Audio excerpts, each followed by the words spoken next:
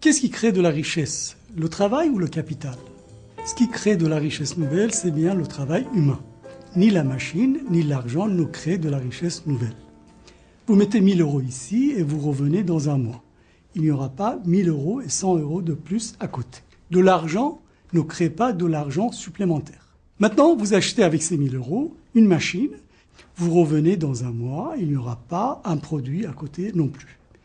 Pour que la machine serve à quelque chose, il faut qu'un être humain la fasse fonctionner. L'argent et la machine représentent ici le capital. Sans le travail, point de capital.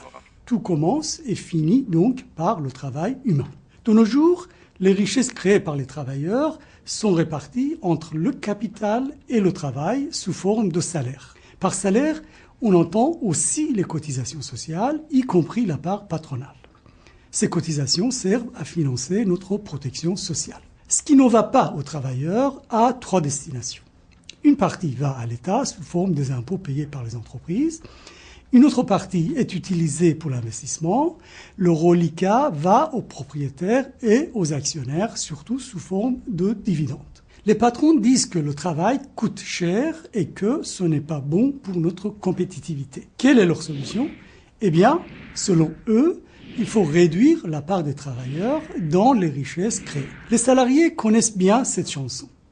Entre 1983 et 1989, la part du travail dans les richesses créées a chuté de 10 points.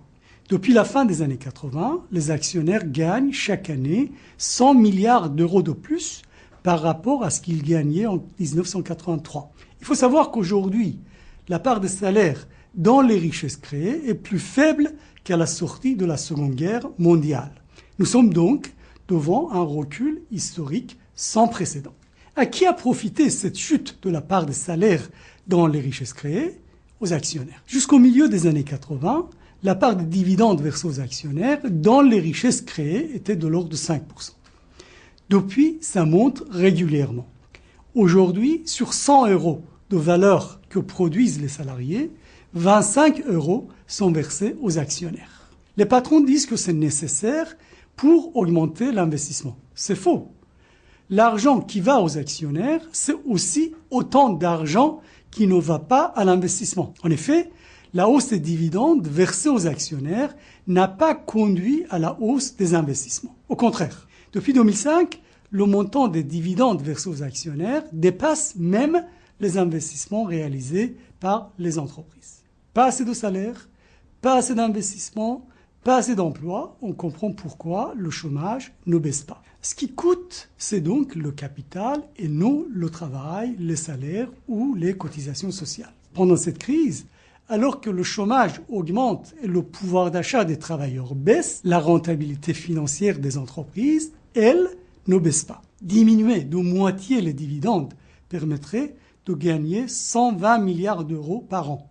De quoi investir, créer des emplois et réduire le déficit de la sécurité sociale et du budget de l'État. C'est pourquoi la CGT considère que pour sortir de la crise, il faut augmenter les salaires, l'emploi qualifié et l'investissement. Pour y arriver, nous avons besoin de syndicats plus forts. C'est la raison pour laquelle nous vous invitons à adhérer à la CGT et à prendre toute votre place dans notre organisation.